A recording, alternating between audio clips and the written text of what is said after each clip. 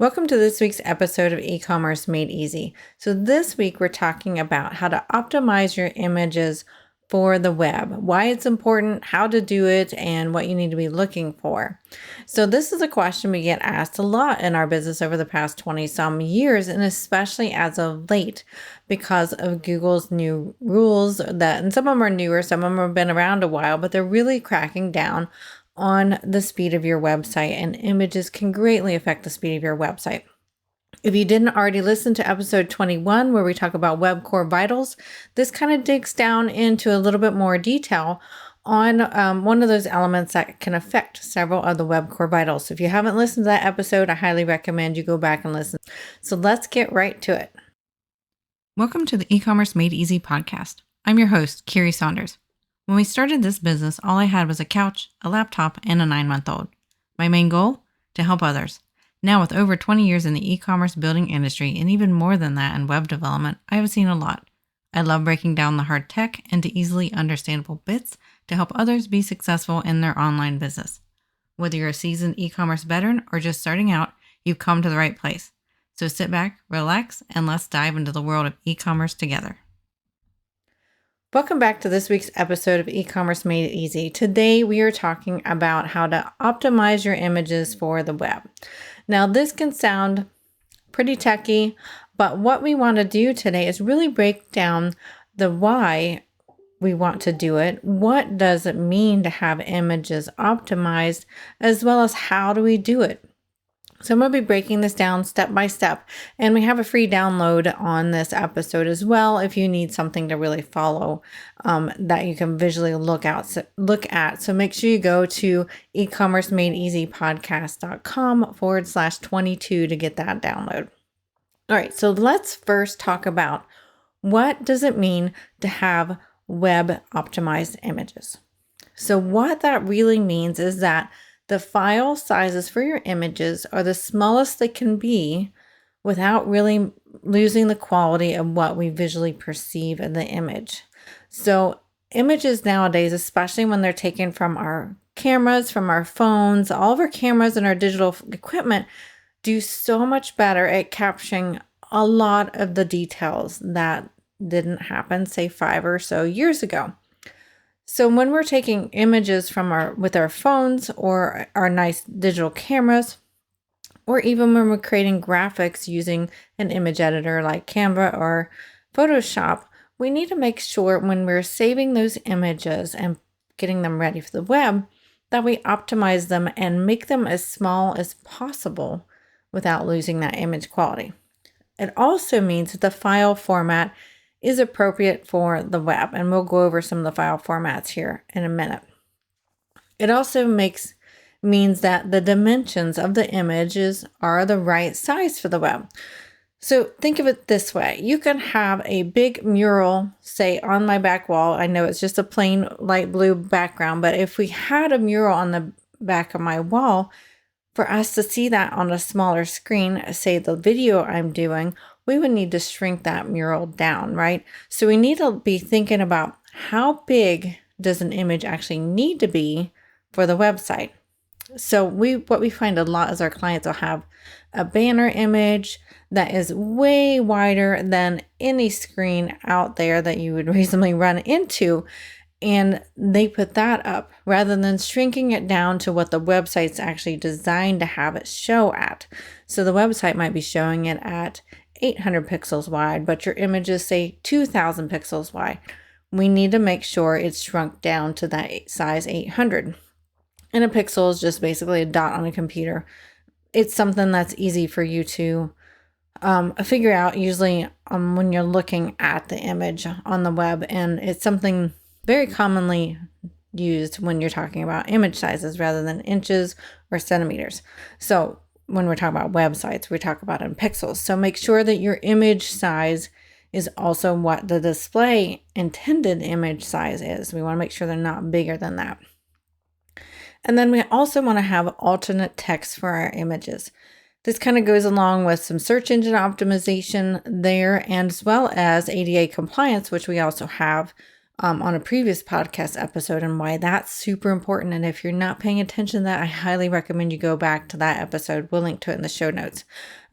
But making sure you have alt tags for your images. And basically what that is just an area you put, and usually most softwares out there have a notation where you can type the alt text. And you just type a description of what the image is. So a boy playing ball with a dog.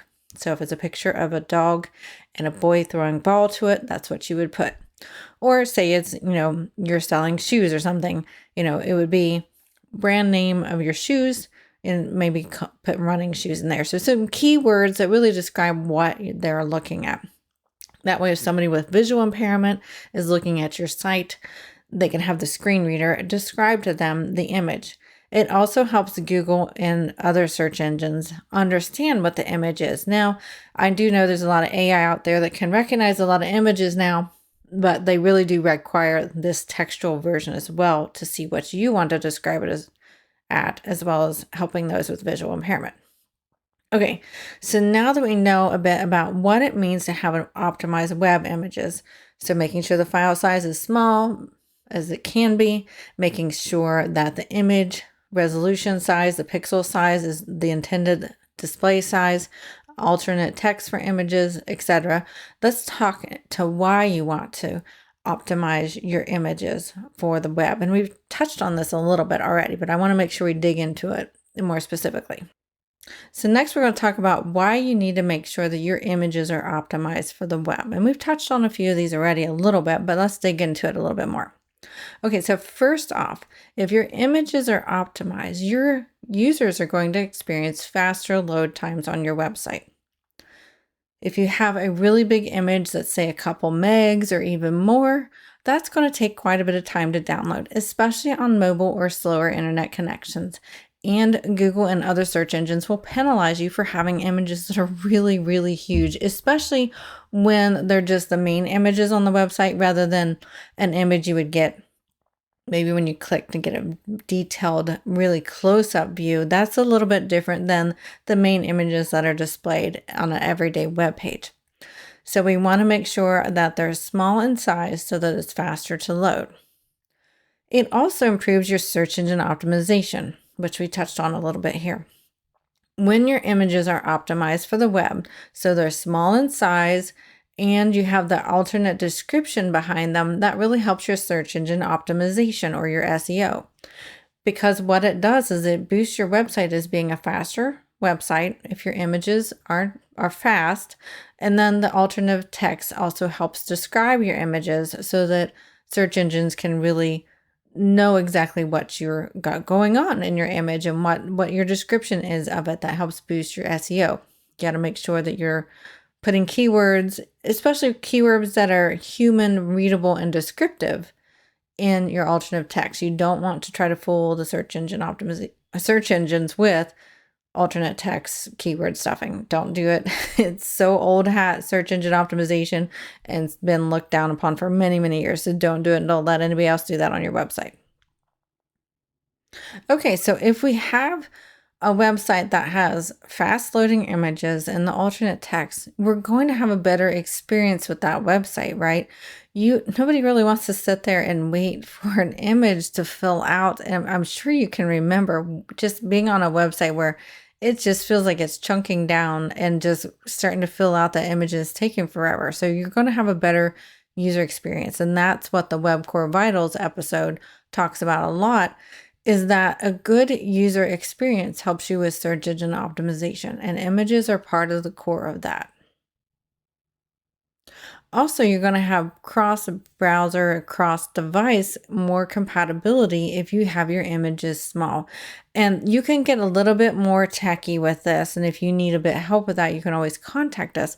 But one thing to note is, and something we're really finding lately, is with responsive design being super popular the past, 5-7 years or so, but browsers, or say Google, for example, is really looking at what it takes to download these images. We need to make sure that we have images sized for mobile as well. So let me back up a little bit again on that responsiveness. So responsive means you can have a look and feel of your website and look at it on a laptop or a desktop computer. And then when you look at it on a tablet or a cell phone, it's going to shrink and kind of respond to that smaller size. So what a lot of people used to do is have the one big image for desktop, they'd optimize it, and then it just shrinks the display of it for tablets and for mobile, for cell phones. So that is becoming a bit of a problem now that Google has introduced the Web Core Vitals, because it not only tests the Web Core Vitals for your website when you're in desktop mode, but it also does it for mobile. So what they're doing is they're checking to see, is the image size a reasonable size to download over a cellular connection? So now what we're doing and working with our clients is helping them have a way to have a mobile, smaller version of the image, as well as the bigger desktop version of the image. So make sure that if you don't have that already in place, you get with a web developer and have them help you implement that, because Google's really penalizing websites that use the desktop version of the image but displayed in a smaller size. And they're penalizing them for that because the image is still just too big for mobile and for the cellular connection. Okay, so now that we covered what it means to be optimized for the web and why you want to be optimized for the web, let's next talk about how to be optimized for the web.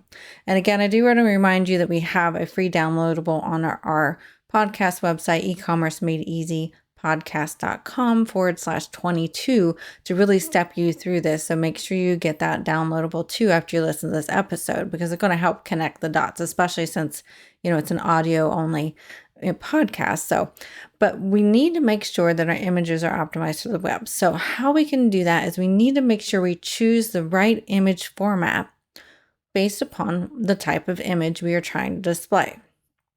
And I'll try to go over this slowly, because even for me, I sometimes have to go back and look at a reference for this, because I'm not always working in images myself too much, but when I'm helping a customer optimize it, I go back and refer to this to make sure I'm doing it properly. So a JPEG or JPEG is best used for photographs and for images with many colors. So think about photographs you take of your products, maybe photographs of yourself if you're selling services, or photos like that you might have lots and lots of colors behind it. So you want to use a JPEG for that, or JPEG for short. And the reason being is that image type supports multiple colors a lot. There are some other formats we're going to talk about next that do a lot more compression. So you can think about squeezing something together. They do a lot more compression and pushing the information behind the image together, and there's not as much information to be had there to show all these colors. So JPEG is great for when you have a lot of colors. All right, so next is PNG. Now this is a good one when you have images with transparent backgrounds or sharp edges.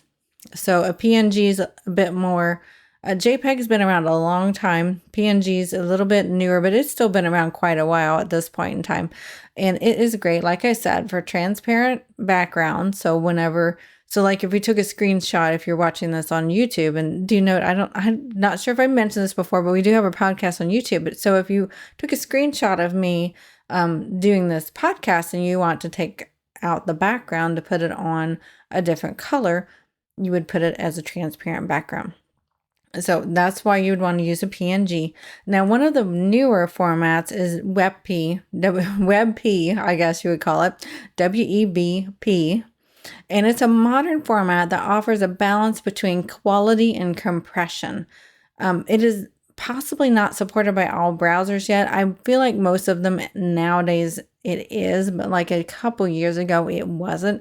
So this is going to get you a nice balance between the JPEG and the PNG or the GIF. And we're not even really going to talk about GIFs here, which is GIF. Some people call it GIFs. I call it GIFs. So it offers a good in between for compression, yet lots of detail too. So if you're having a hard time getting that JPEG down to the size that you want, as far as how big it is to download, you might want to look at that new type. And you might need help with your developer on that. That kind of depends on what software you're running as to whether it supports that, since it is a bit newer.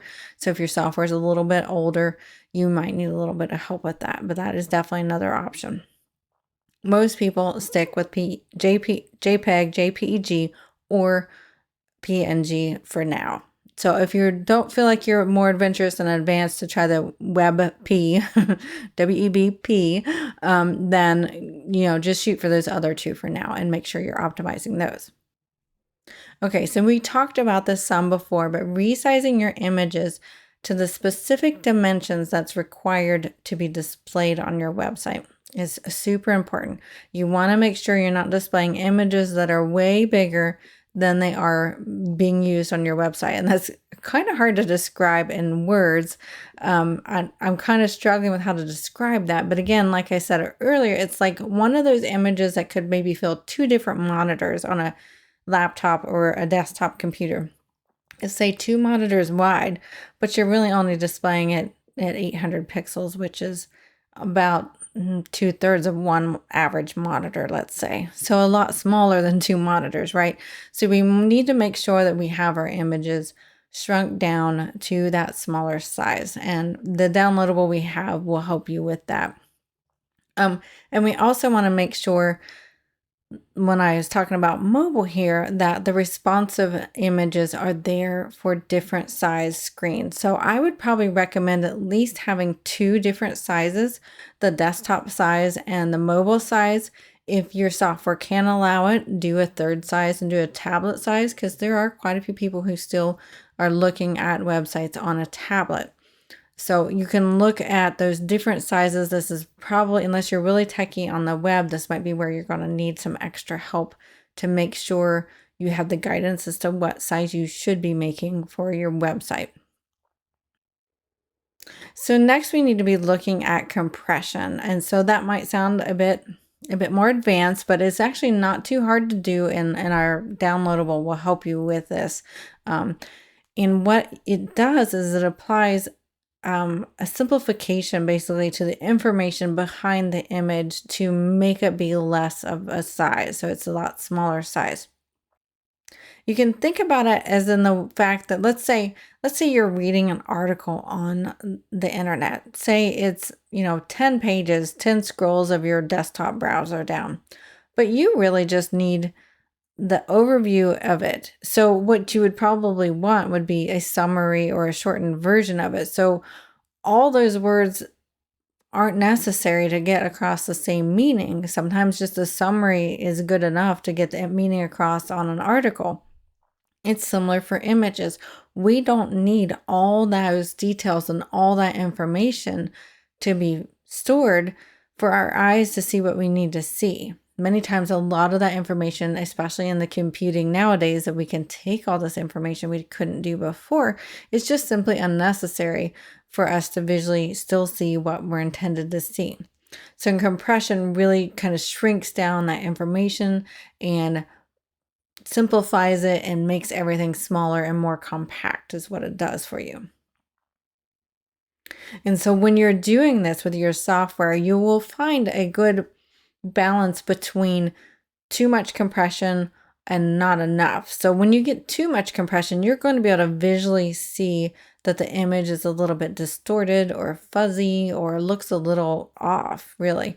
So you want to back off the compression when you get to that point. And you will be able to find that sweet spot for the images you're working with. And we do find that if you have, say, a photo with text layered over it, that makes it a little bit more complicated, and you might need to adjust the image behind it first and then add your text to it so that you get the best balance of compression without losing the details of the edges of the letters in your words on your image.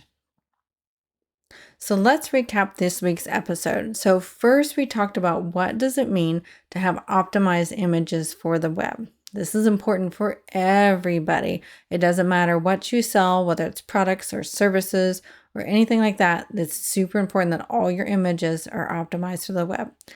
And then we talked about why we want to be concerned about our images being optimized. And for one, user experience, you want to make sure you give your users a good experience. And when you give your users a good experience, then your search engine optimization rankings are going to be a lot higher. So there's two very good reasons to make sure that you do it.